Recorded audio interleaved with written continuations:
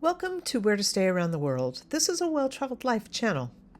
And we're excited to be here. We're ending our North Coast 500 trip, and we're going to stay in the very tiny village outside of Loch Carron called Ardenisken. Ardenisken really is a small cluster of homes. There are not shops and restaurants, so you'll need to make sure and stop in Loch Carron first. If you want to pick up groceries, there's a Spar shop, and if you want a meal out, there are pubs, restaurants, and the old butcher shop, a cafe, and a bistro. So plenty to find in Loch Carron. Do check your days and your times because many of the restaurants are closed on either Sundays or Mondays. And remember, there's often times where pubs may not be serving food. So usually between 3 o'clock in the afternoon and 5:30 in the evening, there's no food being served. And again, most pubs, restaurants, cafes are all going to be closed by about 9 p.m. So you'll want to plan your day so that you finish in time to get a good meal. Worst comes to worst, stop by the Spar, pick up something to eat, or a farm shop somewhere on your route that gives you something great to have once you get in the evening.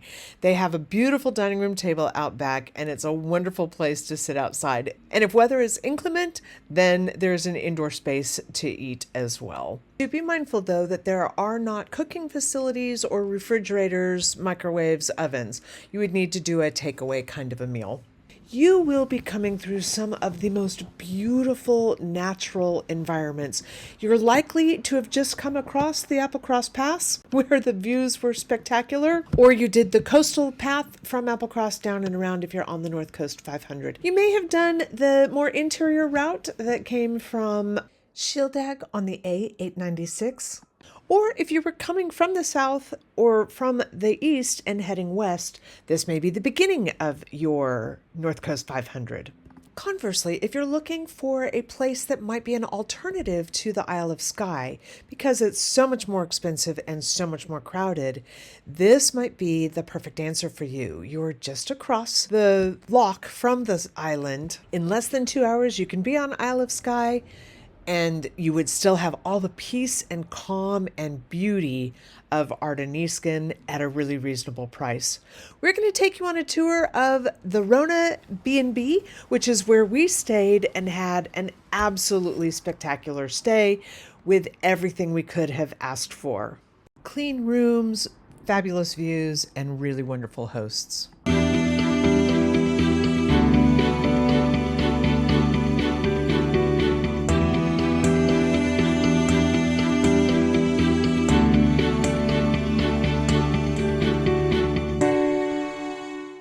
Your hosts are Fiona and Roy, and hopefully Dougal, their dog, will greet you at the gate, open it up, and there is reserved parking for you right inside.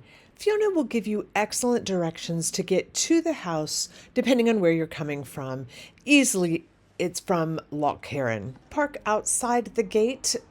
Your car would be very safe, but it's a gravel driveway, and if you have suitcases that you're trying to roll, it's probably easier to carry them a little less distance and go ahead and drive into the driveway. And get ready. It's going to be your first view out that backyard. The door you'll use is around the back side of the house. You'll go in through an entrance hall, which will take you into the main house. This home has history. This is where Roy was born and raised, and his family lived here as well. In the entry, there is a guest book, and you'll also find that's where you leave your daily breakfast menu. The home is really divided into 2 sections. You will turn right, and that will be your guest section. We had the double room, and it has an ensuite bathroom, and they have set up a really nice little snack station for you. You have 2 nightstands and the most exceptional view out your window. You'll have access to a closet, which was great for hanging some items. And as I said, you'll have a coffee and tea set up. The bed is really firm. It had really nice linens, and it was a comfortable sleep, especially for somebody who likes a stiff bed. You will find useful Highlands information on top of the dresser, and those drawers are available if you need them. We always need outlets for charging stations, CPAP machine, etc. There was a plug next to the nightstand on the left-hand side of the bed. The right-hand side did not have a plug, but there is a plug under the TV that's available for use. There are binoculars left on the windowsill, which you'll want to use all day long. The ensuite bathroom has a shower, a toilet, and a sink, as well as a window with frosted glass, but still allowed light in, and we were able to open it for fresh air. Across the hall and at the front of the house is a dining room that you will use for your breakfast. There's a lovely window here that you'll see the neighbor as she comes by to pick up Dougal for his walk once or twice a day. Breakfast consists of a continental buffet-style breakfast with toast, yogurt, and cereals, as well as coffee or tea, a cooked breakfast with options like eggs any way you like them, bacon, sausage, mushrooms, beans, and tomatoes. Very typical Scottish breakfast, and all home cooked with local fresh produce. It was delicious.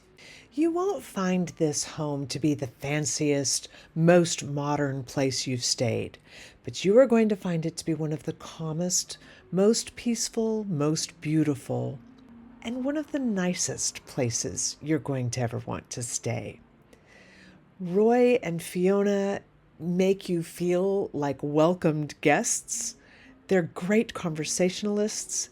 And just outside, you have the most awesome views in the quietest parts of the world, with sheep as neighbors on daily walks.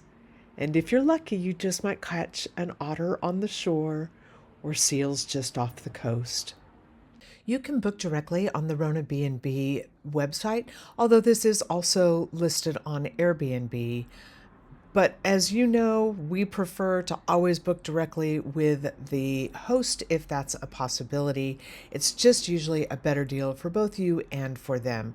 We're here to support small business, and if we can cut out the middleman, that's what we would like to do. Rona makes for a perfect overnight stay if you're just in the area or on the North Coast 500, but I would urge you to think about 2 or 3 days here so that you have time to just enjoy those sunsets and sunrises and quiet moments by the loch. This B&B is all about the views, the peace of mind, the calm, and the beauty of the West Highlands. Whether you're there to see the sun go down in the evening or come back up the next morning, this is your little bit of Scottish Highland heaven.